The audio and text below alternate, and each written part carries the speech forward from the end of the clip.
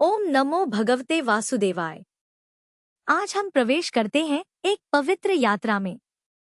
यह यात्रा है उस महान विष्णु के 1000 नामों की, जो इस संसार के पालन करता है, जो हर युग में अवतार लेकर धर्म की स्थापना करते हैं, जिन्होंने कृष्ण के रूप में मथुरा की धरती पर लीला की, जिन्होंने राम के रूप में अयोध्या में जन्म लिया। भगवान विष्णु केवल एक देवता नहीं है, वे हैं संपूर्ण सृष्टि के आधार। वे हैं उस प्रेम के स्वरूप जो कण-कण में व्याप्त है। जब भी धर्म की हानि होती है, जब भी अधर्म का बोलबाला होता है, तब वे अवतार लेकर इस धरती पर आते हैं। मत्स्य से लेकर कल्कि तक हर अवतार में वे हमें सिखाते हैं जीवन कैसे जिया जाए, प्रेम क्या होता है, धर्म का पालन कैसे करें। कृष्ण के रूप में वे हमारे सबसे प्रिय हैं। गोकुल के छोटे कन्हैया, मक्खन चुराने वाले नटखट बालक, गोपियों के प्राणप्रिय, अर्जुन के सारथी, गीता के उपदेशक, वे हर रूप में हमारे हृदय में बसते हैं। उनकी बांसुरी की मधुर ध्वनि आज भी हमारे मन को भाती है। उनका प्रेम आज भी हमें रास्ता दिखाता है। आज हम सुनने जा रहे हैं विष्णु सहस्रनाम। यह है भगवान विष्णु के 1000 नामों का महान स्तोत्र। यह केवल नामों की सूची नहीं है, यह है एक पूर्ण दर्शन। यह है ब्रह्मांड के हर रहस्य का खुलासा। हर नाम में छुपी है एक गहरी शिक्षा, हर नाम में समाया है अनंत ज्ञान। इस स्तोत्र की कथा अद्भुत है। महाभारत के युद्ध की समाप्ति हो चुकी थी। कुरुक्षेत्र का रण समाप्त हो गया था। भीष्म पितामह शरशय्या पर लेटे हुए थे। उनका पूरा शरीर बाणों से छलनी था, लेकिन मृत्यु का समय अभी नहीं आया था। वे इच्छा मृत्यु के वरदान से संपन्न थे। सूर्य दक्षिणायन में था, वे उत्तरायण की प्रतीक्षा कर रहे थे। इसी समय युधिष्ठिर आए भीष्म के पास। उनके साथ थे अन्य पांडव भाई, कृष्ण भी थे वहां। युधिष्ठिर का मन व्याकुल था। युद्ध तो जीत गए थे, लेकिन हृदय में शांति नहीं थी। इतने लोगों की मृत्यु का दुख था। राज्य मिल गया था, लेकिन खुशी कहाँ थी। भीष्म समझ गए युधिष्ठिर की व्यथा। उन्होंने कहा, राजधर्म की शिक्षा दी, जीवन के अनेक सिद्धांत बताए, लेकिन अंत में वे बोले, हे राजन, सबसे बड़ा उपाय यह है, भगवान विष्णु का स्मरण करो, उनके नामों का जाप करो। इससे बढ़कर कोई पुण्य नहीं, इससे महान कोई शांति नहीं। और तब भीष्म ने शुरू किया अपने जीवन का अंतिम और सबसे महत्वपूर्ण उपदेश, विष्णु के 1000 नामों का स्तुति गान। यह वह समय था जब मृत्यु सिर पर खड़ी थी, जब शरीर पीड़ा से करा रहा था, लेकिन आत्मा परम आनंद में डूबी हुई थी। भगवान के नाम के स्मरण में श्लोक शुरू होता है इन शब्दों से, शुक्लांबरधरं विष्णु शशिवर्ण चतुर्भुजम् प्रसन्नवदनं ध्यायेत् सर्वविघ्नोपशान्तये। सफेद वस्त्रधारी विष्णु का ध्यान करें। चांद की तरह उज्ज्वल वर्ण वाले, 4 भुजाओं वाले प्रभु का चिंतन करें। प्रसन्न मुख वाले भगवान को याद करें। सभी विघ्न शांत हो जाते हैं उनके स्मरण मात्र से। यह केवल शुरुआत है। अब आते हैं असली नाम। पहला नाम है विश्वम, जो समस्त ब्रह्मांड में व्याप्त है। दूसरा नाम विष्णु, जो सब जगह पहुंचे हुए हैं। तीसरा वषट्कार, जो यज्ञों में आहुति स्वीकार करते हैं। चौथा भूत भव्यवत प्रभु, जो भूत, भविष्य और वर्तमान के स्वामी है। हर नाम एक संपूर्ण दर्शन है। जैसे अच्युत। यह नाम बताता है भगवान कभी अपने स्थान से नहीं गिरते। वे सदा स्थिर हैं, सदा अडिग हैं। संसार में सब कुछ बदलता रहता है, लेकिन वे अपरिवर्तनीय हैं। जैसे कृष्ण ने गीता में कहा, मैं न जन्म लेता हूं, न मृत्यु को प्राप्त होता हूं, मैं सदा एक सा हूं। यही है अच्युत का भाव। अनंत नाम समझाता है भगवान की असीमता को। न उनका आदि है, न अंत है, न उनकी कोई सीमा है, न कोई बंधन है। वे अनंत काल से हैं, अनंत काल तक रहेंगे, अनंत स्थानों में व्याप्त हैं, अनंत रूपों में प्रकट होते हैं। मनुष्य की बुद्धि सीमित है, लेकिन प्रभु असीमित है। गोविंद नाम अत्यंत प्रिय है। इसके दो अर्थ हैं। पहला अर्थ है गायों को ढूंढने वाला। कृष्ण के बचपन की लीला याद आती है, जब वे गोकुल में गायों को चराते थे। कभी गायें जंगल में खो जाती, तब कन्हैया उन्हें ढूंढ कर लाते। यह नाम उस प्रेम को दर्शाता है जो एक ग्वाले का अपनी गायों से होता है। लेकिन गोविंद का दूसरा अर्थ और भी गहरा है। गो का मतलब इंद्रियां भी होता है। विंद का मतलब है पाने वाला, जो हमारी भटकी हुई इंद्रियों को वापस लाकर देता है, जो हमारे मन को स्थिर करता है, जो हमारी चेतना को परमात्मा से जोड़ता है। यही है गोविंद का वास्तविक अर्थ। माधव नाम लक्ष्मी के पति को दर्शाता है। माँ का अर्थ लक्ष्मी, धव का अर्थ पति। लेकिन यहाँ लक्ष्मी केवल धन की देवी नहीं, वे हैं समृद्धि की देवी, कल्याण की देवी, सौभाग्य की देवी, शुभता की देवी। जो माधव का स्मरण करता है, उसके जीवन में आती है सच्ची समृद्धि, आती है आंतरिक शांति, आती है आत्मिक प्रगति। केशव नाम एक रोमांचक कथा कहता है।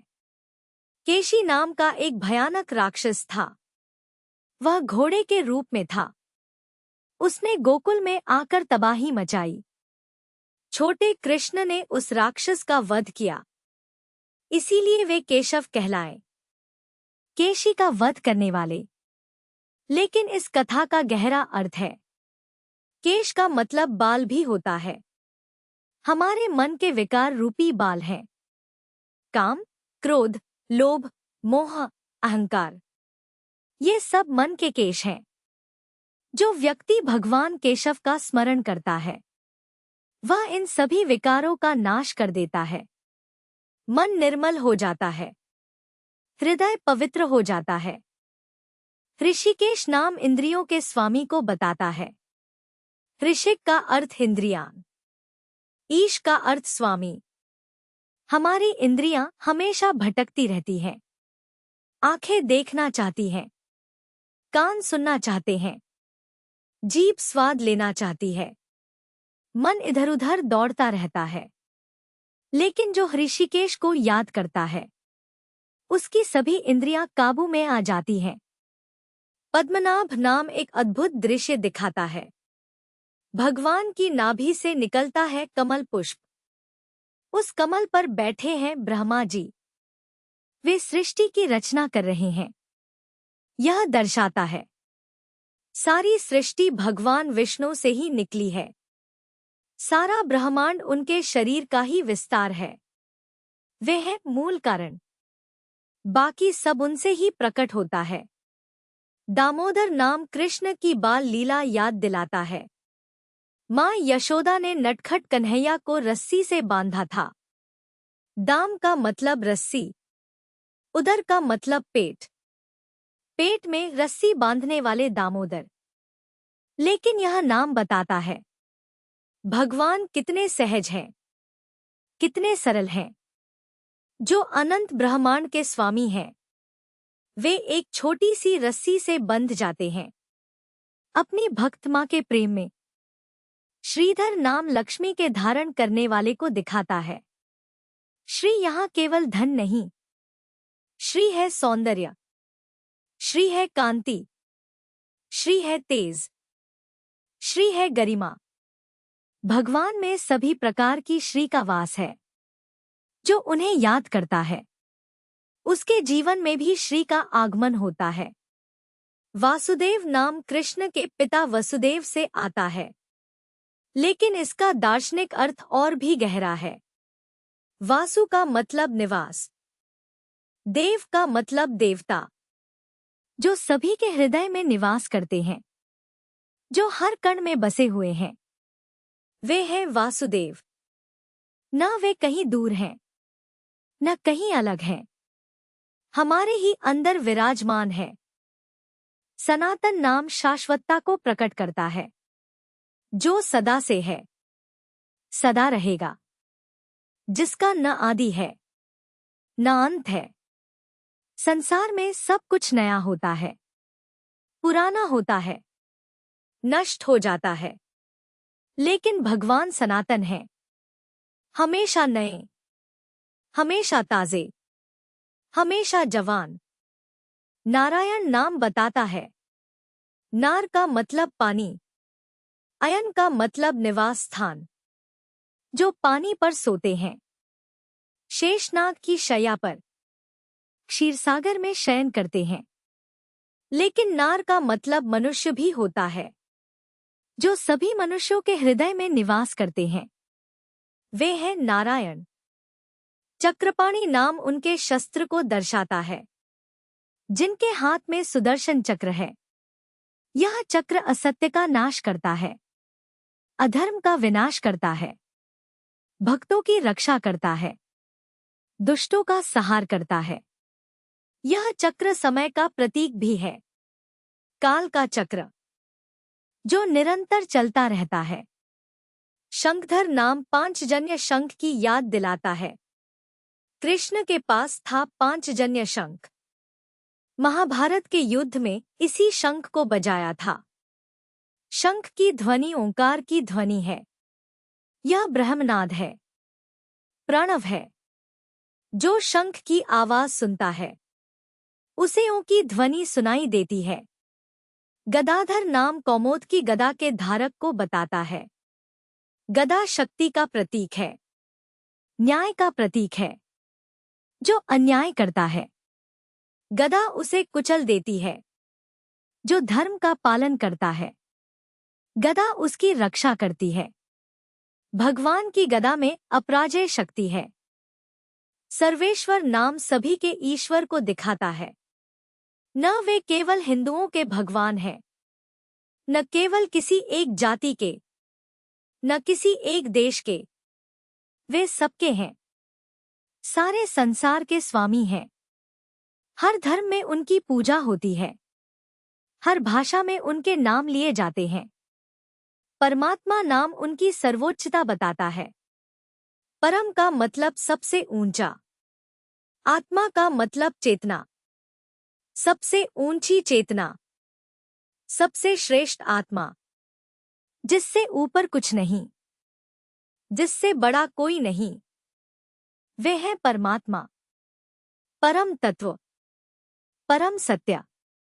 कालनेमिहा नाम एक रोचक कथा कहता है। कालनेमी नाम का एक दैत्य था। उसने तपस्या करके अजय होने का वरदान पाया था। उसने देवताओं को परेशान किया। तब भगवान विष्णु ने उसका वध किया। काल का मतलब समय, नेमी का मतलब चक्र, जो समय के चक्र का नाश करने वाला। वे कालातीत हैं। सुप्रसाद नाम उनकी कृपालुता दर्शाता है। सु का मतलब अच्छा, प्रसाद का मतलब कृपा। जिनकी कृपा अत्यंत मधुर है, जिनकी दया अत्यंत गहरी है। वे बिना कारण दया करते हैं, बिना शर्त प्रेम करते हैं। बस भक्त का एक आंसू उनका दिल पिघला देता है। वरद नाम वरदान देने वाले को बताता है। जो मांगा जाए वह देते हैं, लेकिन सच्चे भक्त कुछ नहीं मांगते। वे तो बस भगवान को चाहते हैं। भगवान समझ जाते हैं। ऐसे भक्त को क्या चाहिए? फिर वे अपने आप दे देते हैं, जो मांगा भी नहीं गया था। वरेण्य नाम सबसे श्रेष्ठ को प्रकट करता है, जिनका चुनाव करना चाहिए, जिन्हें वरना चाहिए। संसार में अनेक विकल्प हैं, अनेक रास्ते हैं, लेकिन श्रेष्ठ बुद्धि वाला व्यक्ति भगवान को ही चुनता है, उन्हीं को अपना लक्ष्य बनाता है। सर्वयज्ञाधिपति नाम सभी यज्ञों के स्वामी को बताता है। यज्ञ का मतलब केवल होम नहीं, यज्ञ का मतलब है त्याग, सेवा, समर्पण। मानव सेवा यज्ञ है, गुरु सेवा यज्ञ है, माता पिता की सेवा यज्ञ है। सभी यज्ञों के फल भगवान को मिलते हैं। यज्ञभुक नाम यज्ञ का भोग करने वाले को दिखाता है। हवन में जो आहुति दी जा